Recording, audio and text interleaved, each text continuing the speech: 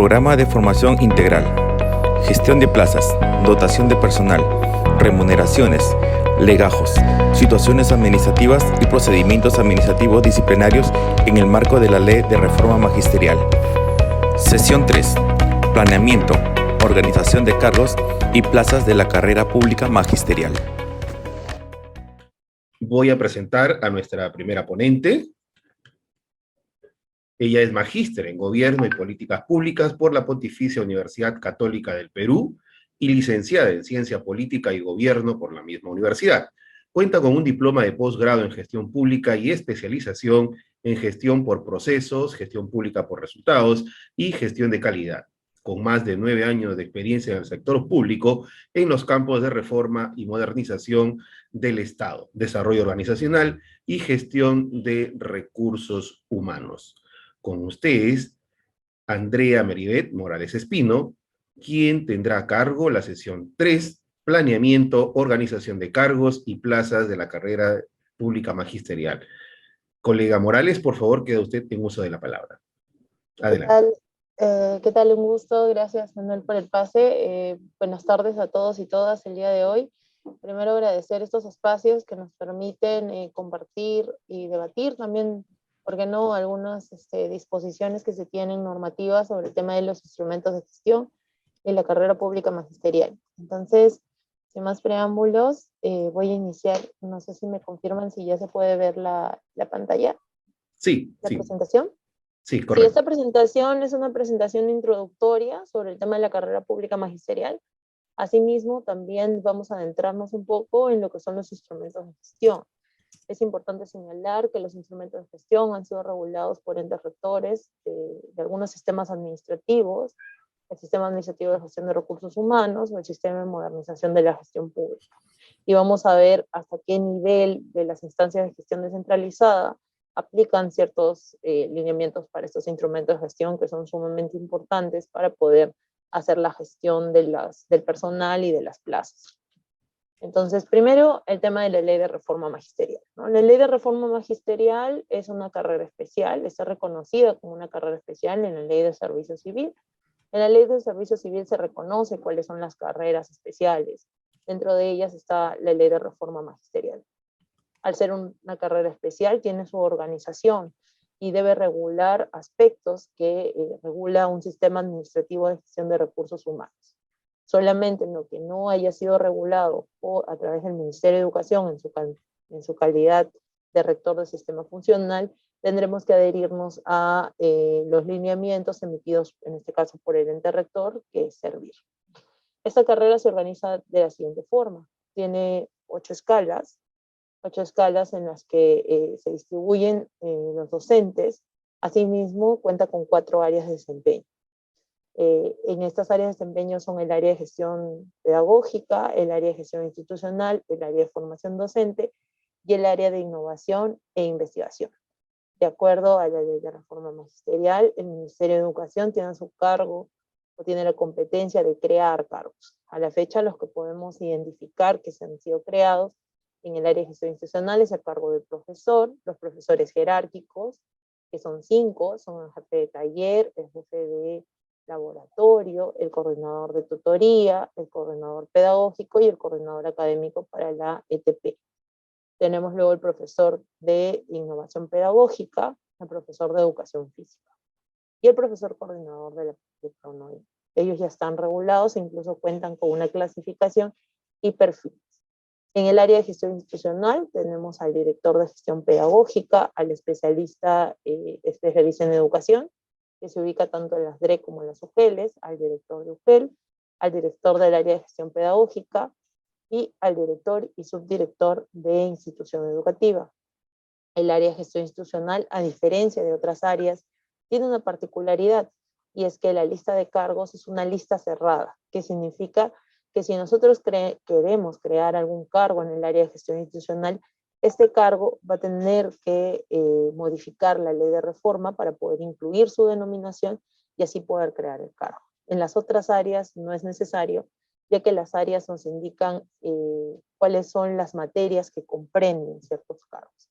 En el área de formación docente, el área recientemente se activó el año pasado, creando un cargo de acompañante pedagógico a través de una resolución ministerial. Este cargo está en proceso de implementación. Luego tenemos el área de innovación e investigación, que a la fecha aún no cuenta con cargos creados o implementados, y que está, digamos, en proceso de evaluación para poder crear un cargo. En este caso, hay diversas formas de acceso a la carrera. En el caso del ingreso, bueno, tenemos el tema del nombramiento docente, se aprueba una norma para regular el tema del nombramiento, y se hacen, bueno, ya todos conocen la prueba única nacional y algunas pruebas descentralizadas a través de la cual el profesor ingresa a la primera escala magisterial y luego puede acceder a concursos de ascenso. Luego, si el profesor quisiera, digamos, ascender también en cargos del área de gestión institucional, ya no hablamos necesariamente de un ascenso de escala, que está más vinculado a los años de servicio, y al concurso de ascenso, sino a concursos de acceso a cargos. A través de concursos de acceso a cargos, un profesor puede acceder a cargos como especialista en educación, director y subdirector y otros. Ya que esta carrera, a diferencia de otras carreras en la administración pública, cuenta con la característica de que tiene un proceso de progresión, ¿no? Nosotros a nivel administrativo, la carrera que tenía aprobado el tema de la progresión era la del decreto legislativo 276, pero dadas disposiciones presupuestales, hasta la fecha no se hacen los procesos de progresión de la carrera, pero sí está, digamos, habilitada en poder contar con un proceso de progresión. En la carrera pública magisterial sí está activo el tema de la progresión de la carrera. Esta progresión tiene una característica. Puede ser una progresión vertical, en donde el docente puede subir y subiendo de escala magisterial, o puede ser una progresión horizontal, es decir, un profesor de aula puede migrar dentro de las áreas de desempeño. Puede pasar de ser profesor de aula a ser especialista en educación, a ser especialista, director de institución educativa, acceder al cargo de director de UGEL, de director de área de gestión pedagógica o director de gestión pedagógica. Tiene algún tipo de evaluación. Luego también está regulado el tema de las evaluaciones. Hay evaluaciones de desempeño docente y hay evaluaciones de desempeño en el cargo. Esas es un poco las características centrales, ¿no? Es importante señalar que a partir de la tercera escala pueden acceder a otros cargos dentro de la carrera por un periodo de 4 a 8 años, ¿no? Cada asignación económica adicional es una asignación económica adicional al RIM. También que las evaluaciones tienen ciertos efectos cuando se evalúan los cargos directivos, por ejemplo, en su eficacia y eficiencia, según lo que señala la ley de reforma magisterial, se puede determinar su ratificación por un periodo adicional, o de lo contrario, al ser desaprobado, tendrían que regresar a su cargo docente. Por ejemplo, a la fecha nosotros tenemos la evaluación de desempeño, que ya cuenta con un cronograma, que es la evaluación desempeño de especialistas en educación. Toda la información ya también está colgada en la web del Ministerio de Educación. Luego, ¿cómo el Ministerio organiza esta gestión, ¿no? La gestión del servicio educativo. La gestión del servicio educativo tiene una característica, y es que es una gestión descentralizada. Trabajamos todos los niveles de gobierno de manera articulada, ¿no? Que es el gobierno nacional a través del Ministerio de Educación, el nivel regional a través de las digamos, de las DRE o GRE, según corresponda, y también, en cierta medida, articulamos el tema de gobierno local, ya que las UGELes, en su mayoría, están determinadas por temas provinciales, ¿no? Y luego también tenemos a las instituciones educativas. Entonces, han habido ciertos cambios o hitos que marcan esta gestión descentralizada, ¿no? En algún momento la gestión ha sido centralizada en el ministerio, hay algunos aspectos que los veía directamente el ministerio, luego hemos pasado a esta gestión descentralizada a través de las instancias de gestión educativa descentralizada. Ha habido un cambio también en el enfoque de la ley. Antes se tenía la ley del profesorado, ahora se tiene la ley de reforma magisterial, que tiene como característica principal el tema del mérito. Luego también tenemos un tema de las funciones del ministerio. El Ministerio de Educación modificó su reglamento de organización y funciones en el año 2015, y con ello determinó funciones específicas en recursos humanos, ya que tenía una sola oficina de recursos humanos que veía todos los regímenes laborales a su cargo, y ahora cuenta con la DITEN, que tiene a su cargo la carrera pública magisterial. ¿no? Algunos hitos importantes: en el 2012 se aprueba esta ley de base de descentralización. Con ello se descentralizan algunas funciones de educación, obviamente bajo un proceso de transferencia. Luego se aprueban algunas materias importantes, como la regulación de las clasificaciones y el perfil. Al inicio tenemos la RM 0091-2012-ED, mediante la cual se aprueban algunas clasificaciones y perfiles, tanto del aspecto administrativo como de la ley de reforma. Luego ahora la ley de reforma cuenta con su propio clasificador de cargos, como vamos a ver. En el 2012 se aprueba ya y se estandariza el tema de la ley de reforma, se establece la carrera, y con ello se deja sin efecto la ley de profesorado. Y es hasta el 2015 en donde se reestructuran un poco las funciones del ministerio y pasan a tener una oficina, digamos, especializada para ver el tema de la carrera pública magisterial. Ahora vamos a hablar un poco de la organización de los instrumentos de gestión, ¿no? Como decía, todas las entidades públicas tenemos regulados dos tipos de sistemas, ¿no?, de acuerdo a la organización del Estado: los sistemas funcionales y los sistemas administrativos del Estado. Los sistemas funcionales básicamente ven lo que denominamos como políticas públicas. Las políticas públicas responden a problemas determinados como públicos. Por eso es que, por ejemplo, el ministerio es un rector de sistema funcional, porque nosotros encontramos que existen como problemas públicos, por ejemplo, brechas educativas. Entonces necesitamos una entidad a nivel de la administración pública que administre esa brecha e intente cerrar esa brecha. Entonces es así que todos los ministerios son rectores de sistema funcional. Luego tenemos rectores de sistemas administrativos, ya que uno de los puntos claves en la administración pública es el manejo de los recursos, ya que los recursos son escasos. Por eso se crean estos sistemas administrativos, para que a través de ellos se intente generar eficiencia y eficacia. Se crean con ellos el Sistema Administrativo de Modernización del Estado, que tiene como propósito optimizar el tema de los recursos, generar eficiencia, trabajar materias organizacionales, de procesos y otros, de calidad, y también el Sistema Administrativo de Recursos Humanos, que es un pilar de la política de modernización de la gestión pública, ya que nosotros, los servidores civiles, somos el centro del Estado. Nosotros somos el Estado, ¿no? El Estado en per se no existe, es un concepto, digamos, un poco teórico. Nosotros representamos el Estado, somos el Estado. Nosotros somos el recurso más importante del Estado. Por eso se considera necesario que exista un ente rector del Sistema Administrativo de Recursos Humanos. En este caso, la rectoría recae en servir. En el primer caso, el sistema de modernización ha ido en implementación progresiva. Recientemente, este año, se aprobó recién su reglamento de sistema administrativo, y quien tiene a su cargo este sistema es la Secretaría de Gestión Pública de la PCM. Entonces, en su afán de regular los recursos, ellos han regulado algunos instrumentos de gestión que toda entidad debería tener, pero el sector educación y el sector salud tienen características específicas que vamos a ver en este momento. Los instrumentos de gestión tienen un orden de prelación, es decir, necesitamos uno que sea insumo del otro, no podemos elaborarlos de forma paralela. Esto para el caso del Sistema Administrativo de Gestión de Recursos Humanos. En el sistema de modernización sí se pueden elaborar los documentos de manera paralela, es decir, yo puedo elaborar un manual de procedimientos con un texto único de procedimientos administrativos, con un texto único de servicios no exclusivos, de manera paralela. No necesito uno del otro, solamente necesito el ROF o el manual de operaciones. En el Sistema Administrativo de Recursos Humanos, cuando leemos de forma concordada las directivas que ha emitido Servir y la Secretaría de Gestión Pública, los instrumentos no pueden realizarse todos en un mismo tiempo. Tienen que realizarse de manera con un orden de prelación, como indicaba. El primer instrumento y el que marca la línea de los demás es el Reglamento de Organización y Funciones o el Manual de Operaciones.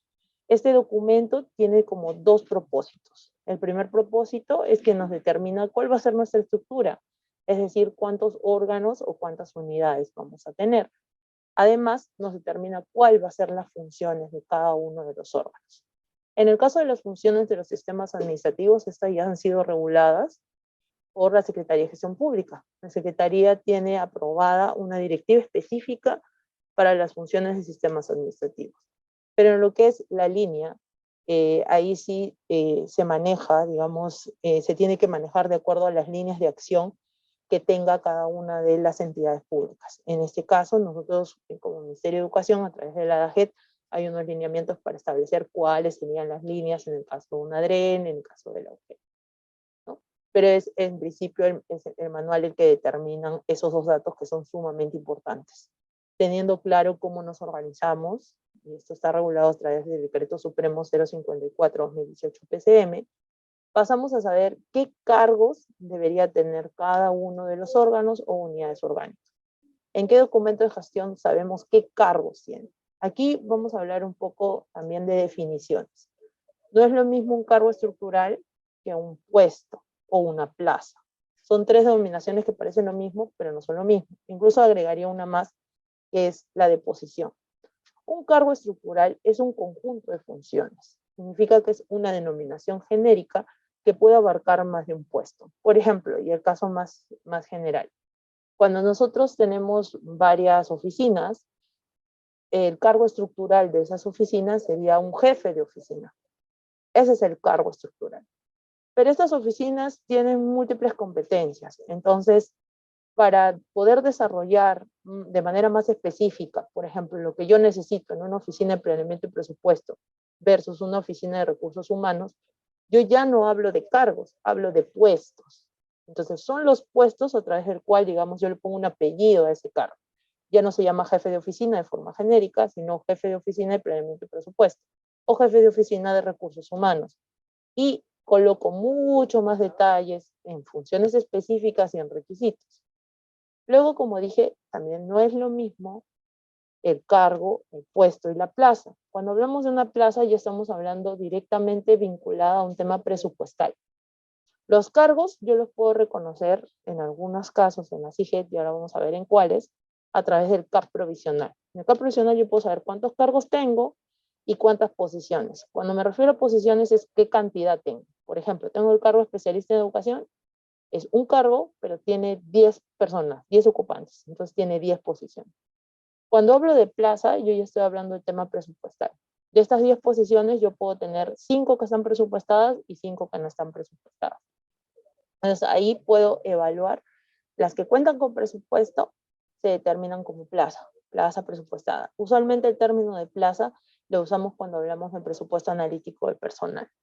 Eso. Aquí en el ministerio también lo hablan para el tema de las instituciones educativas, a pesar de que estas no cuentan necesariamente con un presupuesto analítico personal, y ahora vamos a ver por qué. En el manual de clasificador de cargos, retomando un poco el tema, vamos a contar con los cargos estructurales y sus requisitos mínimos. Vamos a saber qué cargos estructurales tiene la entidad, es decir, cuáles son las unidades o los conjuntos de funciones que tiene la entidad. Y lo más importante, ¿cuáles son los requisitos mínimos? En el clasificador de cargos yo regulo 3 tipos de requisitos. El de formación, el de experiencia, y en algunos casos se regula el tema de capacitación, pero ya de acuerdo a servir, ya eso lo hemos retirado. Solamente es de formación y el de experiencia, pero son los mínimos requeridos. Es decir, pongo 3 años, eso es lo mínimo que esta entidad va a poder solicitar a un postulante. Luego del manual de clasificador de cargos, una entidad puede contar con un cuadro para asignación de personal. Ese cuadro para asignación de personal, como ya he adelantado un poquito, nos dice cuántos cargos tengo y cuántas posiciones tengo. Es decir, tengo un cargo de jefe de oficina, ¿cuántos tengo? Tengo 10 jefes de oficina. Adicionalmente me da otro dato, el CAP provisional, que es si estos los tengo en ocupados o los tengo en previstos. ¿Qué significa que esté ocupado? Que esté ocupado es que alguien ha sido vinculado en mi entidad. Si es un 276, sería que ha sido nombrado o contratado sujeto a modalidad, y si es uno de carrera especial, puede ser que haya sido, en este caso, como solamente aplica a ciertos cargos de la carrera, puede ser que haya sido designado o que haya sido encargado, que tenga una encargatura. Eso significa que está ocupado. Cuando está vacante es porque no hay absolutamente nadie en ese cargo. Ahorita yo no cuento con ningún personal que lo esté ocupando. Entonces, ese dato me da el CAP provisional. No habla absolutamente nada de presupuesto, ni tampoco puedo identificar cuál es la persona que ocupa ese cargo. En el presupuesto analítico de personal, sí puedo hablar de quién es la persona que ocupa el cargo, porque el presupuesto analítico de personal tiene un formato en donde yo tengo que declarar los DNIs de los ocupantes de mis cargos. Tengo que decir quién ocupa el cargo. Adicionalmente, también voy a indicar cuál es toda la estructura salarial por cada uno de los cargos y finalmente cuál es su salario final que nosotros estamos, digamos, la entidad está pagando. Esto es absolutamente sin ningún descuento. Es el salario final, el salario neto. Eso yo lo declaro a través de mi presupuesto analítico del personal. Luego, estos documentos de gestión se complementan con los perfiles de puestos, porque como dije, los cargos estructurales son genéricos. Yo solamente tengo un cargo de jefe de oficina, de oficinista, de auxiliar, un cargo genérico o de profesional. No puedo indicar en qué materias, profesional en qué tengo el cargo, salvo en el régimen especial.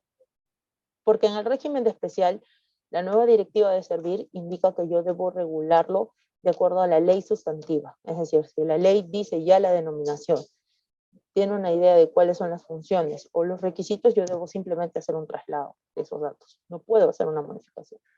En los cargos administrativos, sí. Entonces, es mucho más amplio el universo. A través de los perfiles, yo ya especifico mucho más el cargo. Seguimos el ejemplo un poco que indicaba sobre, por ejemplo, el jefe de oficina. Yo en un perfil ya puedo decir que tengo un jefe de oficina de planeamiento, que tengo un jefe de oficina de recursos humanos, que tengo un jefe de oficina de administración. En el perfil, adicionalmente, puedo decir cuáles son las misiones de estos cargos, qué es lo que yo quiero que estos aporten a mi entidad, cuáles son las funciones específicas, es decir, qué funciones debería haber un jefe de una oficina de recursos humanos, qué funciones debería haber un jefe de la oficina de planeamiento. Y adicionalmente, yo coloco requisitos específicos al puesto. Es decir, si yo en el manual de clasificador de cargos dije 5 años de experiencia general y 3 de experiencia específica, yo en el perfil ya puedo indicar si puedo subir ese ratio, o sea, puedo ponerle 5, puedo ponerle más de 5, ponerle 6, 7, 8 años de experiencia específica, siempre y cuando obviamente guardando coherencia con su superior inmediato, no puede ser mayor a un superior. Y en el caso de la experiencia específica ya la desgloso. En el caso de los administrativos, en 3 características.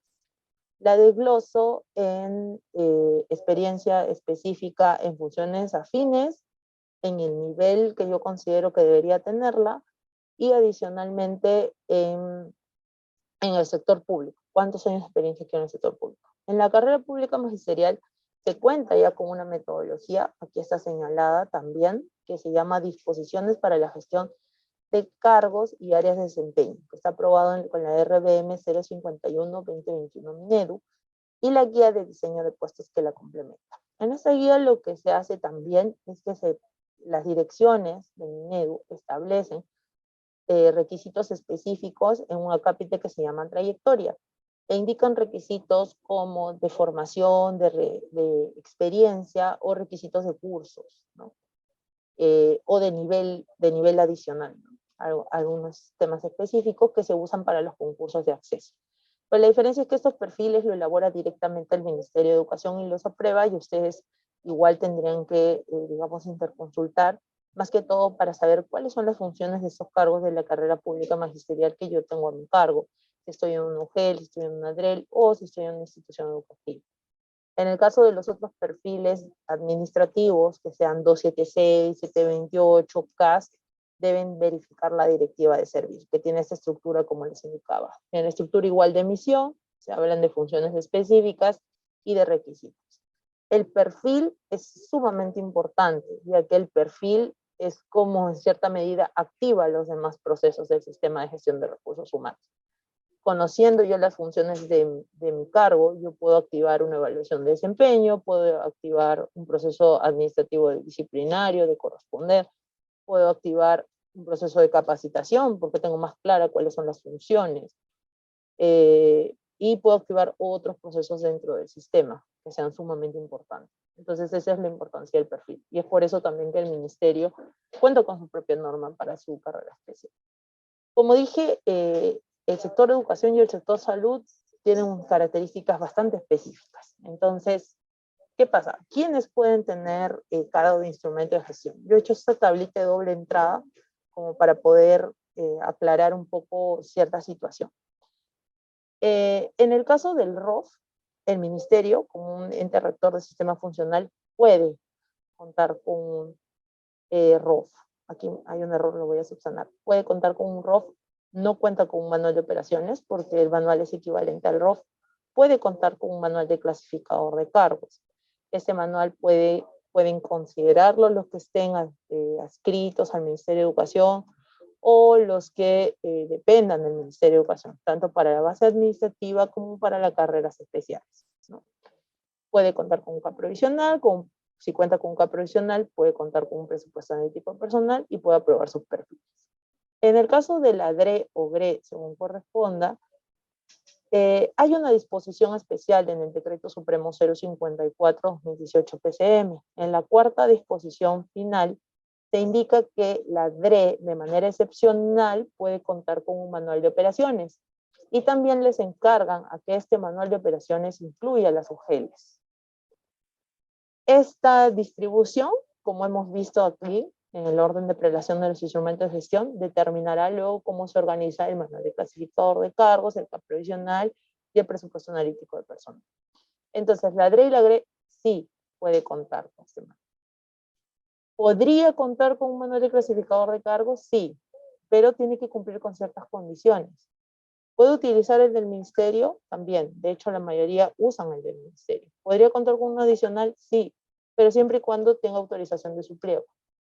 Su pliego tendría que actualizarle y emitir una resolución de tipo B para poder tener estas características, digamos, o adoptar esos cargos. Pero también puede utilizar en el ministerio. Luego también tenemos el tema del CAP provisional, ¿no? También pueden contar con un CAP provisional, ya que al tener un manual de operaciones pueden contar con un CAP provisional. También pueden contar con un presupuesto analítico personal y en el lado administrativo pueden contar con sus perfiles también, de acuerdo a la directiva 004. En el tema de la UGEL no está autorizada, no tiene una habilitante legal en el decreto 054-2018 PCM, es decir, desde la aprobación de ese decreto, bueno, su modificatoria, que es la 131-2018 PCM, que es de diciembre, no puede contar con un reglamento de organización de funciones ni un manual de operaciones. Como dije, ya todo lo cargan directamente a la GRE o a la DRE. Entonces, ellos no pueden contar con un manual de operaciones. En ese sentido, como hemos visto el orden de prelación, automáticamente no podrán contar con un manual de clasificador de cargos de manera específica, no podrán contar, pueden contar con un CAP profesional, sí, pero sus cargos estarán contenidos en el de la DRE o en el de la GRE, según corresponda. Lo mismo en el tema de los presupuestos analíticos de personal, ya que están habilitados a estar en un CAP provisional, pueden contar con un PAP y podrían contar también con el tema de los perfiles. En el caso de las instituciones educativas, ellos no podrían contar con un instrumento de gestión, ya que no hay un habilitante legal desde el decreto 054-2018 PCM para que ellos cuenten con instrumentos de gestión. No hay un habilitante que indique que les dé el tema de los instrumentos de gestión. Además, debemos verificar que la Ley General de Educación describe cuáles son los instrumentos de gestión en una institución educativa, hace una lista e indica que ellos van a tener un reglamento interno. No les da tampoco potestad para tener otros instrumentos de gestión que hagan las veces de un ROF o un manual de operaciones. Entonces, ¿cómo se gestionan estos cargos si es que no tienen documentos de gestión? En la ley de presupuesto de este año y del año pasado, y también está en el proyecto 2023, hay un habilitante en el que se indica que el Ministerio de Educación se hará cargo de las plazas docentes a través del sistema Nexus y las enviará al Ministerio de Economía y Finanzas. Entonces, es a través de esa gestión o esa indicación en la ley de presupuesto que se pueden habilitar los códigos AIR, se pueden gestionar las plazas. Pero directamente no se cuenta con un manual, con un CAP provisional ni con un PAP. No tienen a la fecha un habilitante legal. Ahora vamos a ver un poco más. El manual de operaciones, para hacer un resumen de los instrumentos, como dije, está regulado por el decreto 054-2018 PCM. De acuerdo a su definición en ese mismo decreto, es un documento técnico normativo que formaliza la estructura funcional de programas y proyectos especiales, estructuras orgánicas en órganos concentrados, según corresponda, u otro tipo de órganos. Y, como ya había indicado, excepcionalmente, la Secretaría de Gestión Pública, en un artículo específico, indica que las direcciones de educación o las que hagan sus veces pueden contar con este instrumento, pero ese instrumento deberá incluir a las mujeres. Este es un habilitante específico para el sector educación y para el sector salud también. Ahora, a veces me preguntan, ¿por qué el sector salud sí tiene manual de operaciones los hospitales, que serían como, harían las veces de las UGELs, por ejemplo? Porque hay un habilitante legal para los hospitales. En ese mismo artículo, los hospitales que, digamos, a nivel de IGET vendrían a ser la par de las UGELs, ellos sí tienen un habilitante legal. Y se indican los hospitales y los institutos de salud también podrán contar con su manual de operaciones. Esa excepción no se ha habilitado para las UGELs, indicado directamente que las UGELs dependen de las DREC y de su instrumento de gestión de manual de operaciones.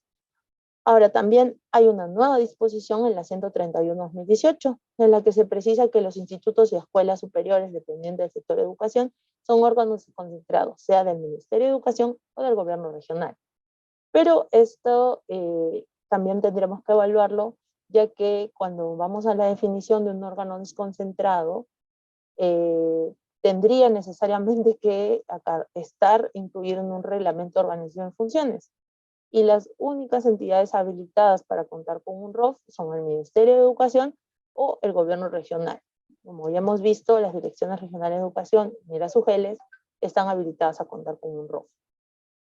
Luego, el manual de clasificador de cargos. Como vimos, si yo ya tengo mi manual de operaciones, yo puedo hacer un manual de clasificador de cargos si tengo el habilitante legal, o si no lo tuviera de mi pliego, simplemente no cuento con ese habilitante legal, tendría que utilizar un manual. Entonces es importante conocer qué es el manual. El manual en principio es un documento en donde se describe de forma organizada, ordenada, los cargos estructurales. Ya hemos hablado un poco qué son los cargos estructurales, son un conjunto de funciones. Estos cargos estructurales dependen de los órganos de las entidades. ¿Y qué es lo que yo voy a encontrar en el manual de clasificador de cargos? El manual de clasificador de cargos es algo así como una ficha técnica en la que yo voy a encontrar datos principales, ¿no? Voy a encontrar la denominación de los cargos, la clasificación de los cargos, sus funciones generales y sus requisitos mínimos requeridos. En el tema administrativo, es decir, en los 276, yo puedo considerar en la clasificación de acuerdo a la Ley Marco del Empleo Público. La Ley Marco del Empleo Público, en su artículo 4, describe clasificaciones de cargos e indica que yo puedo tener funcionarios públicos, puedo tener directivos superiores, puedo tener ejecutivos, puedo tener especialistas y de apoyo. Asimismo, también servir a complementar esa clasificación con una clasificación nueva que se llama RE, que aplica a todas las carreras de régimen especial reconocidas por la Ley de Servicio Civil. Es decir, esa clasificación se usa para clasificar los cargos de la carrera pública magisterial. ¿Y dónde consulto esa clasificación de cargos? En la RBM 093-2021 Minedu. Y van a encontrar exactamente las mismas características que he señalado. Se tiene la denominación de los cargos, su clasificación, sus funciones generales y sus requisitos mínimos. Que de acuerdo a la norma de servir, en la 006-2021, que es la norma que está aquí como fuente, se indican los que están en la ley de reforma. Luego, en algunos casos también tenemos que empezar a considerar la ley de idoneidad. La ley 31.419 es la ley de idoneidad en la cual se explican cuáles son requisitos aprobados por ley hasta cierto nivel. En este caso del análisis general, esta ley les aplicaría, dependiendo de la estructura, hasta los directores regionales. Entonces habría que verificar los directores están cumpliendo con esta ley de idoneidad.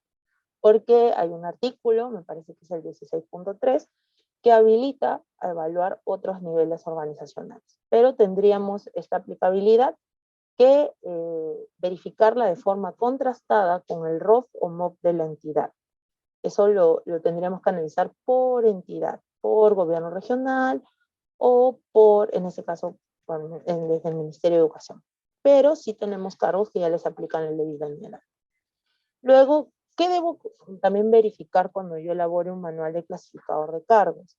Que la denominación y la clasificación de los cargos que yo tenga en el régimen 276 y 728 tenga que respetar las que están en sus resoluciones. Yo no puedo exceder ninguna que esté en una resolución de nombramiento. Lo mismo pasa con el tema de la carrera especial. Las denominaciones tienen que estar en una ley. en la ley sustantiva. La ley sustantiva o algún instrumento que regule estas clasificaciones de régimen especial. Alguna norma sustantiva, alguna ley emitida por el ente rector, en este caso el sistema funcional. No puedo colocar otras denominaciones.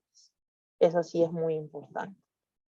Luego, bueno, los cargos estructurales obviamente tienen que alinearse las funciones que yo coloque en estos cargos a funciones que estén en mi rol, ¿no? Porque como hemos visto, los instrumentos de gestión se vinculan unos con otros, ¿no? Yo no podría crear un cargo que no esté asociado a una función de mi entidad. Por ejemplo, no sé, acá todas las entidades casi son administrativas y no podría crear un cargo, no sé, de operador de maquinaria, por ejemplo, porque nosotros no gestionamos maquinarias.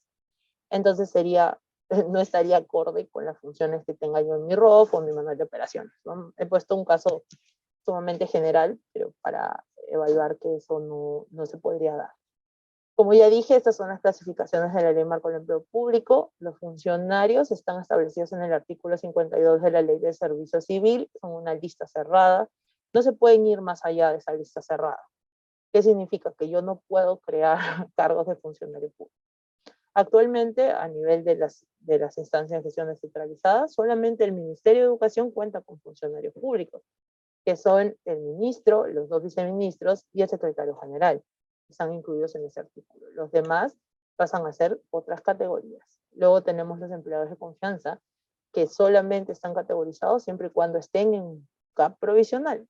La cantidad de cargos de confianza les aprueba servir. Yo como entidad no puedo transformar mis cargos a empleados de confianza sin haber sido autorizado por servir. Eso es muy importante. Tiene que tener una autorización de servir en su informe previo favorable para saber la cantidad de cargos de confianza, porque hay un cálculo. Luego están los directivos superiores, que son los que lideran órganos o unidades orgánicas según correspondan. Los ejecutivos, que si es que mi entidad, digamos, también tiene equipos de trabajo, ¿no? No pude ya incluirlos en el ROF o en el manual de operaciones porque hay criterios para crear estos órganos y sus unidades orgánicas. Yo puedo tener ciertos equipos de trabajo. ¿Y quiénes lideran esos equipos de trabajo? Bueno, de acuerdo a la Ley Marco del Empleo Público, un ejecutivo. Luego tenemos los especialistas, que hacen más la labor sustantiva, el ejercicio de la función principal de los órganos, que ahora Servir ha indicado que estos se subdividen en coordinador, analista, asistente. Ellos pueden estar contenidos en esta clasificación de especialistas. Recordemos que esta clasificación aplica solamente para la 276, no estamos hablando de los 1057, solamente el 276, porque esos son los que van en los instrumentos de gestión. Los de la 1057 no van en ningún instrumento de gestión, a menos que se reglamente la 31.131, que ha regulado que ellos deben pasar a un régimen, sea la 276 o la 728. Cuando se reglamente, se evaluará que ellos ingresen a un instrumento de gestión como el CAP provisional. Por lo pronto no hay esa disposición. Los únicos que pueden ingresar en un CAP provisional, en un clasificador de cargos, son los empleados de confianza. Los demás no pueden ingresar en este instrumento de gestión. Están el personal de apoyo, que hace funciones secretariales, administrativas y demás, y los de régimen especial. En el clasificador lo que se busca es tener funciones concretas, entendibles, genéricas, porque hemos visto que son cargos estructurales, son mayores, son genéricos. Como dije, se establecen los requisitos mínimos. Establezco, digamos, el parante de lo mínimo que yo puedo pedirle a cada uno de mis cargos, ¿no? Tenemos el nivel educativo.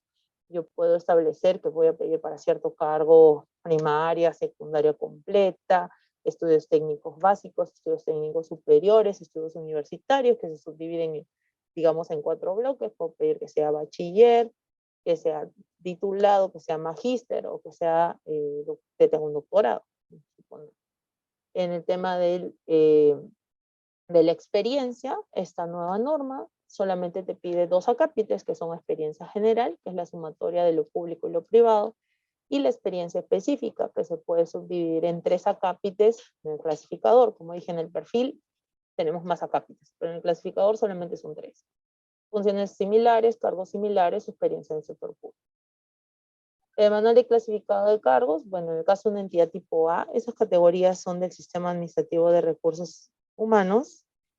En el caso de la entidad tipo A, que es el Ministerio de Educación únicamente, los gobiernos regionales, lo prueba directamente el titular de la entidad bajo este procedimiento. una entidad tipo B, tenemos que categorizar. La entidad tipo B está regulada en el Sistema Administrativo de Recursos Humanos, pero está supeditada a que su entidad tipo A le emita una resolución que la autorice a ser entidad tipo B. No todas las entidades sujetas a una entidad tipo A pueden aprobar manual de clasificador de cargos. Eso está en el artículo 4 en romanos del Reglamento General de la Ley de Servicio Civil. Ellos tienen un proceso de evaluación un poco más largo, tienen que ser autorizados por sus entidades tipo A para poder aprobar estos instrumentos. De lo contrario, tendrían que supeditarse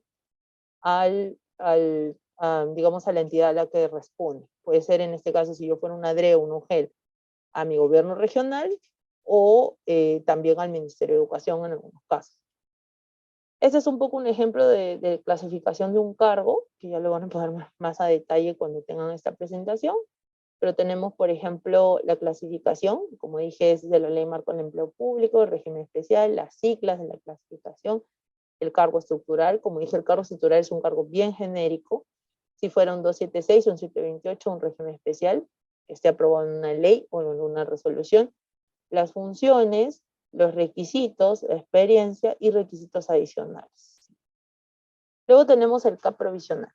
El CAP provisional es un documento de gestión en donde, como dije, podemos ver los cargos y saber si están ocupados o están previstos.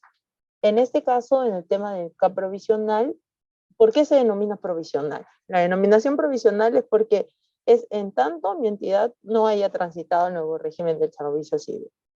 Me permite gestionar mis cargos en tanto yo no haya pasado a ese nuevo régimen, ¿no? En tanto no esté en el régimen de servicio civil, en la 30057, voy a tener que aprobar mi CAP. Como ya hemos visto, el CAP va a responder a los cargos que yo haya aprobado en mi manual de clasificador de cargos y va a responder a la estructura de mi manual de operaciones. Por eso es muy importante este cuadrito, este mapa conceptual, que lo tengan ese entendible a fin de que podamos ver cómo se relacionan cada instrumento de gestión, ¿no? Otro punto importante es, si mi entidad tiene un cuadro de puesto de la entidad, vamos a suponer, se ha visto en la administración pública, y no transitó, ¿es viable o no es viable? No. La entidad, en tanto no transite, no puede tener un cuadro de puesto de la entidad. Lo mismo con un manual de perfil de puestos. Si la entidad no ha transitado, no puede contar con un manual de perfil de puestos. Solamente puede contar con perfiles. Por eso esta exposición no habla de esos dos instrumentos, solo habla de los otros, ya que no tenemos mapeado ninguna entidad a la fecha, de gobierno regional o en el mismo ministerio, que haya completado su proceso de tránsito. Por eso no estamos hablando de esos instrumentos. El CAP provisional se aprueba en base a 4 supuestos. Uno es el tema de la reorganización, es decir, yo modifiqué mi ROF, estoy habilitado a poder actualizar mi CAP provisional. Tengo excepciones por la ley de presupuesto, alguna excepción de nombramiento, alguna excepción de un cargo específico, puedo colocarlo. Usualmente el supuesto 2 se usa para las carreras especiales, no se usa para temas administrativos. El supuesto 3 es un cumplimiento de sentencia. Si yo quiero crear un nuevo cargo porque tengo una sentencia que cumplir, una sentencia que ya le he perdido en una segunda instancia, o incluso en una primera instancia me han dado una medida cautelar en la que me digo que tengo que reponer al cargo, puedo habilitar un nuevo cargo con el supuesto 3. Y el supuesto 4 es elaborar mi primer CAP provisional. Tuve un CAP antiguo, desde antes que se deroguen los lineamientos de CAP a través del reglamento de la Ley de Servicio Civil, y yo me sigo manejando con ese, vamos a suponer. Nunca he migrado. Si voy a migrar, ahora tengo el supuesto 4. O también puede pasar que tenga un CAP nulo. Eso sucede en la administración pública. Que haya aprobado un CAP provisional, nunca le pedí opinión a servir, no seguí el debido procedimiento y lo aprobé. Cuando tengo un CAP nulo, también puedo acceder al supuesto 4. Es importante señalar que hay nuevas restricciones en la norma de servir. Antes, como entidades, nosotros podíamos crear nuevos cargos. Ahora no se puede. Hay una restricción específica que el único que crea cargos adicionales es servir. Entonces, si yo quiero un cargo adicional, porque por ejemplo tengo una sentencia judicial y no tengo cargos ahorita para poder reorganizarlos, reordenarlos, tengo que pasar por servir. No puedo crear cargos adicionales. Esa es una restricción nueva de esta directiva 006. Adicionalmente, en el CAP provisional voy a poder verificar cómo se distribuyen estos cargos que yo tengo de acuerdo a los órganos y unidades orgánicas. y hay consideraciones que se disponen en el CAP provisional. Luego, en el tema del método del cálculo de las confianzas, tenemos un cálculo, ha habido también modificatorias. Esta directiva 06 se complementa, siempre se ha complementado con un decreto supremo. El decreto supremo se cambió, se aprobó un nuevo decreto en junio de este año, que es el decreto 053-2022 PCM, en el cual se recalcula cómo se calculan las confianzas. Ahora ya no se hace en el CAP proyecto. En la 084-2016 el cálculo lo hacíamos con el CAP proyecto. Ahora se hace con el CAP provisional o CAP que yo tenga vigente. Así sea el nulo. Es importante que Servir indica, así sea el nulo, el CAP que yo tenga, le voy a sumar mis CAS al 15 de febrero del 2022. De esa sumatoria voy a sacar un 5%. Y esos podrán ser mi tope de cargos de confianza. Ahora, como he señalado, por ejemplo, en las DRE, hemos indicado que las DRE van a tener que contener necesariamente a las UGELs por la precisión del decreto supremo de la PCM. Entonces, es un solo cálculo para todas. Es decir, si en una UGEL sale el tope 40, vamos a suponer, y quieren acceder, lo tendrá que distribuir ese numérico entre todas sus UGELs. Es un solo cálculo por todas. No va a poder distribuirlos, son 40 por cada una, supongamos. No. Es un solo cálculo para todas. Adicionalmente, también es importante señalar que este tope no puede ser mayor a 50. Si yo quiero tener más de 50 cargos, tengo que pasar por Servir para que Servir me autorice a través de la presidencia ejecutiva de Servir, previo acuerdo del Consejo Directivo de Servir. Si no, debo remitirme a lo que salga en mi 5%, si es menor a 50, y si es mayor a 50, redimirme a 50. También hay un cálculo para los directivos superiores que están en la Ley Marco del Empleo Público. Los directivos superiores no pueden exceder el 10%, pero acá tenemos otro recálculo. No es de mi CAP provisional aprobado, no es de mi CAP provisional aprobado, sino es de mi CAP proyecto. Mi CAP proyecto, por ejemplo, si yo tenía 180 ahorita mi CAP aprobado y voy a pasar a Servir con 200 cargos, de los 200 saco el 10%, y ese 10% serán directivos. Y luego de este 10% saco un 5% y el quinto de ese 10% van a ser directivos superiores de libre asignación y remoción. Es decir, ingresan sin concurso, pasan directamente por una verificación documental. Es importante señalar también que esos ingresos ahora están regulados en el decreto 053-2022 PCM. Antes no estaba regulado como el ingreso. Habían informes legales de Servir, habían informes vinculantes de Servir, pero no estaban establecidos en una norma, ahora ya están en un decreto supremo. Ese es un poco el CAP provisional. Tenemos que poner la denominación de la entidad, cuál es mi ROF, cuál es mi clasificador de cargos. Ahora entendemos un poco más por qué, porque se relacionan directamente. La estructura de mis órganos. Aquí voy a indicar cuántos cargos tengo. Están en situación de ocupado, situación de previsto. Luego también tenemos una determinación, digamos, numérica, cuántos se distribuyen, cuántos son a nivel de mi entidad. Y eso es un poco lo que es el CAP provisional. Luego tenemos el presupuesto analítico de personal. El presupuesto analítico de personal también ha sufrido variaciones. Es por eso que esa sección, por ejemplo, la hemos hecho online, porque la anterior que tenía, las normas han variado, ¿no? Había una variación de normas por los entes rectores. En este caso, el presupuesto analítico de personal está delimitado por la Dirección General Fiscal de los Recursos Humanos. La Dirección General Fiscal de los Recursos Humanos es un miembro del Sistema Administrativo de Recursos Humanos. El decreto legislativo 1450 le quita a Servir la potestad de ver la gestión de las compensaciones y se las da automáticamente al Ministerio de Economía y Finanzas. Cuando le entregan esas funciones, le da la facultad de regular el PAP. Es decir, en el 1450 nosotros vamos a ver que el Ministerio de Economía tiene la facultad de regular el PAP. A nivel de la administración pública, la administración contaba con un decreto del año 82 INAP, que seguía vigente hasta el 2021. En el 2021 es el MEF el que empieza a regular este presupuesto analítico personal. ¿Y qué cambios trae esta nueva norma? El PAP se convierte en anual. Eso es uno. Dos, el PAP tiene que pasar por la Dirección General Fiscal de Recursos Humanos. Ya no lo aprobamos nosotros solos. Antes, en la 082 del año 82, la 001, perdón, del año 82, cada entidad aprobaba su PAP. Ahora no, ahora tienen que pasar por la Dirección General Fiscal de los Recursos Humanos y la Dirección General de Presupuesto Público. Luego de ello, ambas responden a la entidad y la entidad puede aprobar su presupuesto analítico de personal. Ahora, ¿qué cargos voy a presupuestar en este PAP? Únicamente los cargos que estén en mi CAP provisional. No puedo presupuestar más allá de los cargos. La única excepción para cargos que no están en el CAP provisional son para los consejeros regionales y los consejeros locales. Son los únicos que yo no puedo presupuestarlos, aún no están en mi CAP provisional. Los demás cargos tienen que estar en mi CAP provisional. Es por eso que, ¿qué sucede? Por ejemplo, cuando yo pido un código a IRS, el IRS me pide el CAP y el PAP. Entonces, hemos visto que las instituciones educativas no tienen al habilitante legal. ¿Pero por qué tienen código? Porque tienen un habilitante a la ley de presupuesto, que indica que el ministerio lo hace a través del sistema Nexus o quien haga sus veces y lo traslada al Ministerio de Economía y Finanzas. Este PAP en realidad tiene unos formatos sencillos.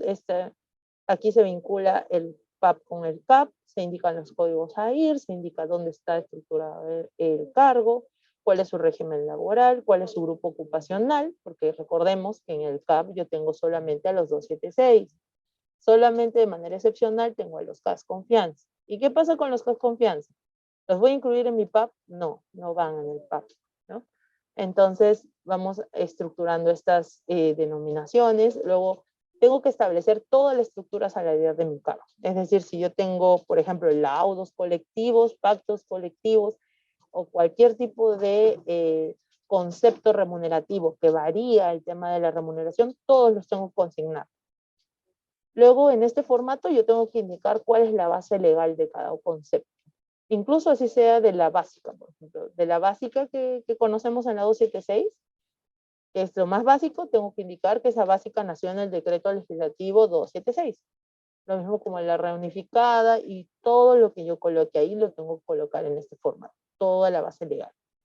En el formato 2, como les había dicho, en el CAP yo no sé los nombres y apellidos de cada cargo.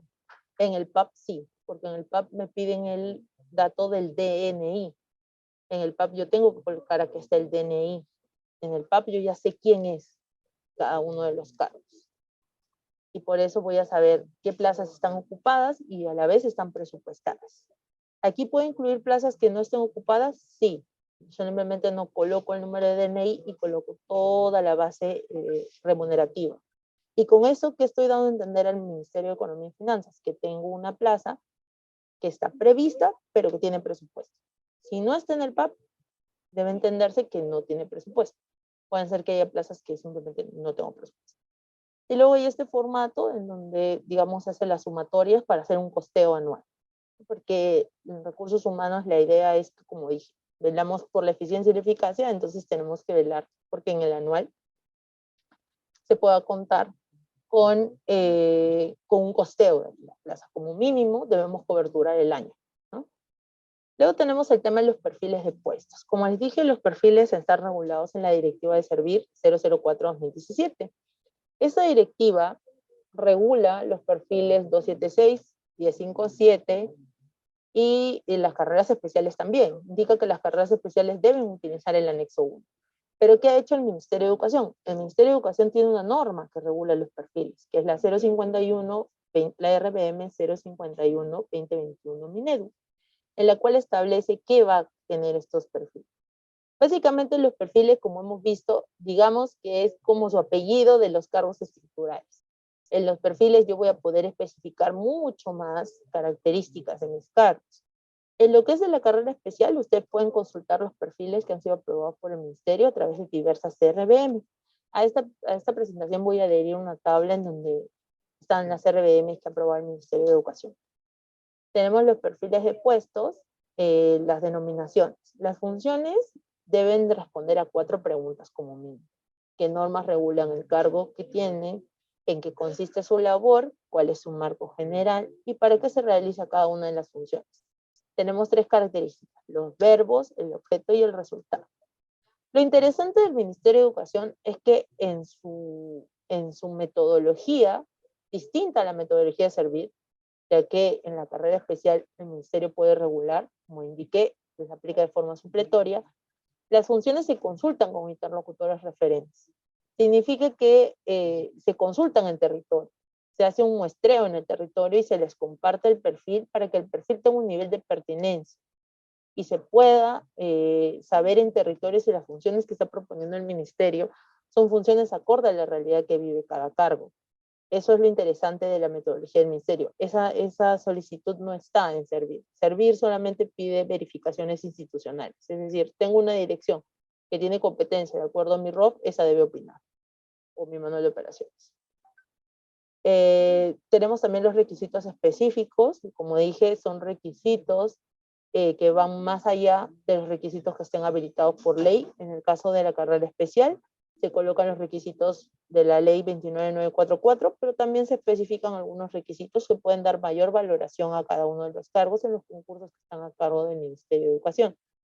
Es importante señalar una diferencia.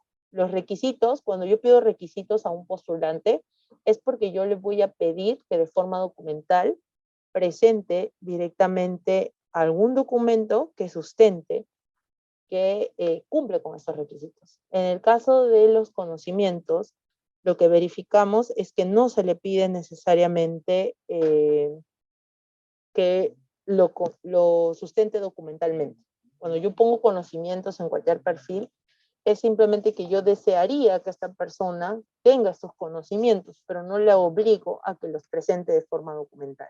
¿Los puedo evaluar? Sí, los puedo evaluar.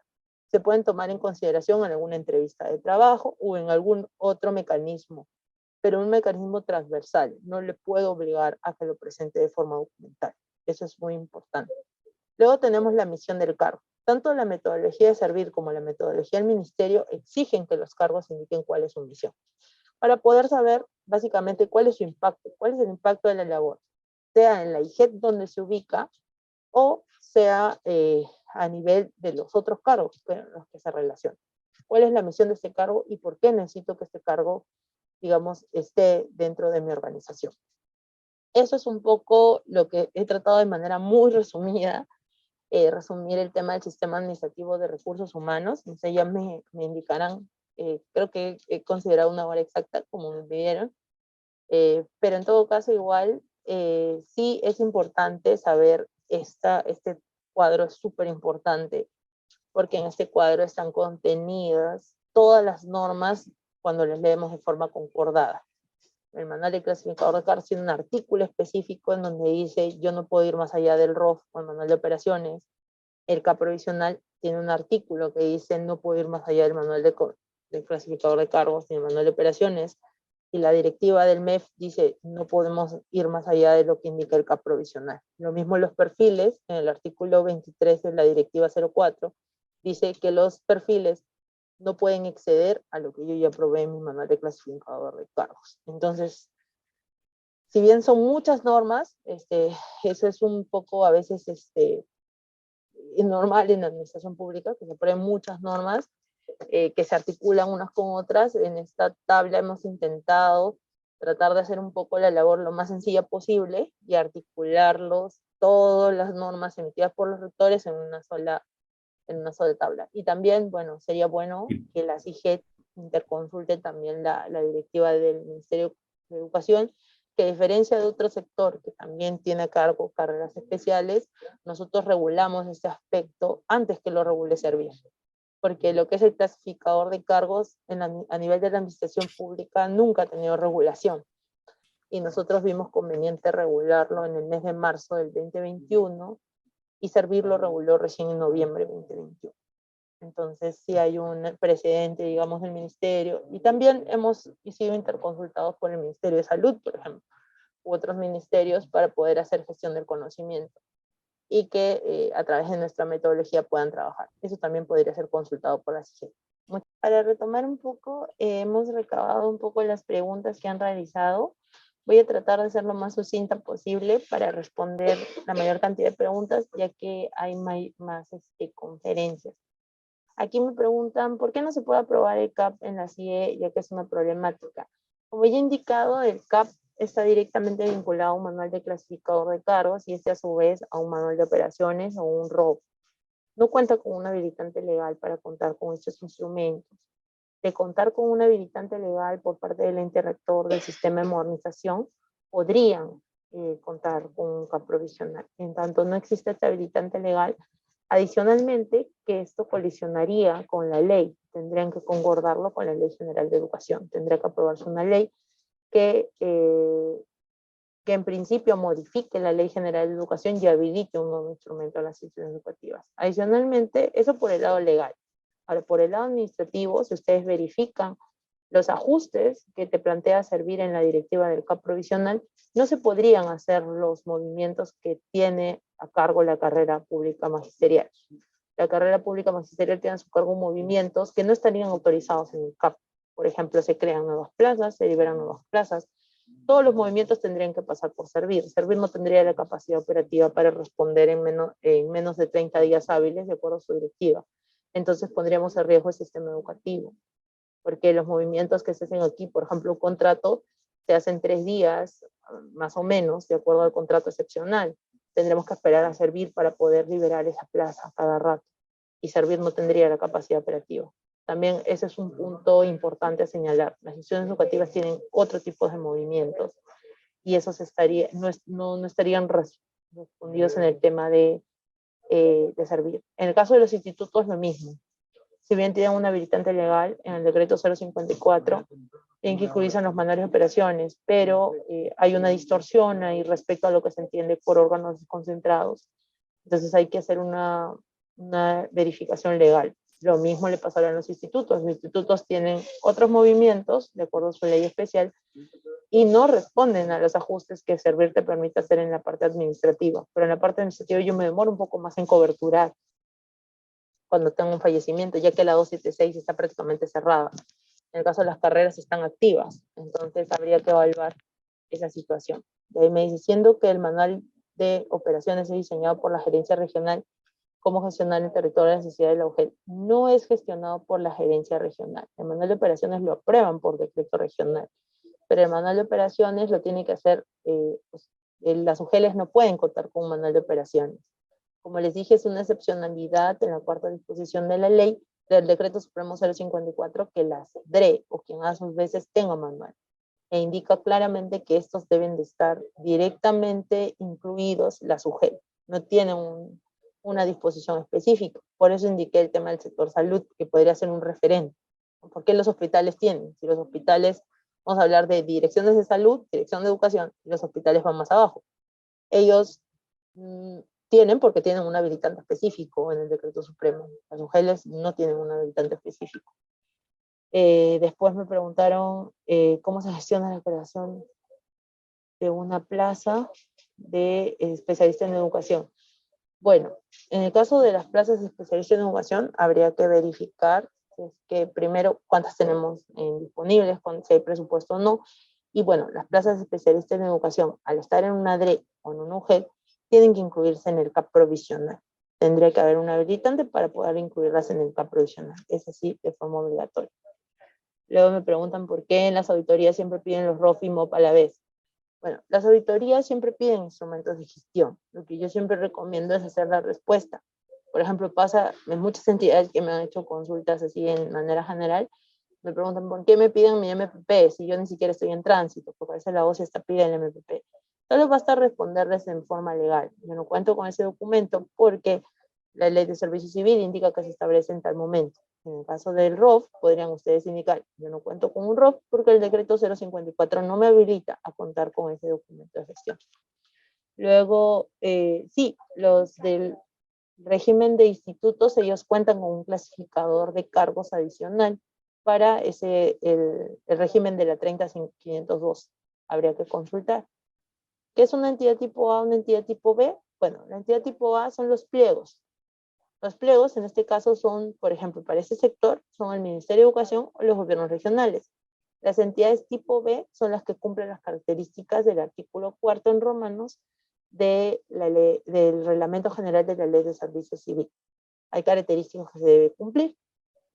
Una de ellas, como dije, es la prerrogativa del titular de la tipo A. No pueden simplemente cumplir aspectos administrativos, sino la tipo A tiene que darles esa prerrogativa. Sí, en efecto, las actualizaciones del PAP, de la IRS, perdón, en los dos F6 está sujeta a que tengan un CAP provisional o un PAP. Bueno, las IESI no tienen PAP. En este caso no hay habilitante legal para que tengan un PAP. Lo que podrían indicar es hacer la gestión a través del habilitante de la ley de presupuesto. Bueno, porque una UGEL no tiene CAP, ahí sí tendrían que gestionarlo con su DRE para ver, evaluar el tema de los cargos jerárquicos. No todos son iguales, no. Son 5 cargos jerárquicos, son jefe de taller, jefe de laboratorio, coordinador pedagógico, coordinador de tutoría para la básica regular, y para la ETP es el coordinador académico. Esos son los cargos jerárquicos. Sí, la adecuación de las denominaciones antiguas se pueden empezar a hacer cuando el ministerio empiece a aprobar los perfiles. Ese va a ser el instrumento en donde el ministerio va a poder generar en las plazas que no estén cubiertas un proceso de racionalizarlas y denominarlas de una sola forma, solo las que no estén cubiertas. Luego me preguntan si la DRE puede aprobar un MSC. Eso, como les dije, está sujeto a la vinculación con su gobierno regional.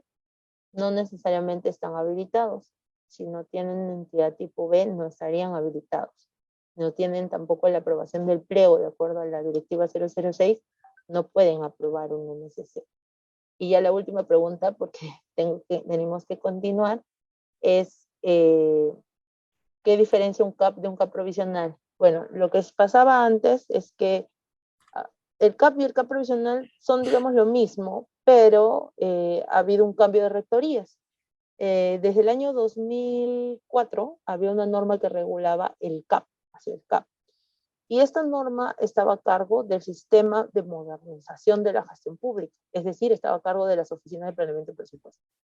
Cuando se regula el sistema administrativo de gestión de recursos humanos entre el 2013 y 2014, se deroga este decreto supremo, específicamente con el reglamento de la Ley de Servicio Civil.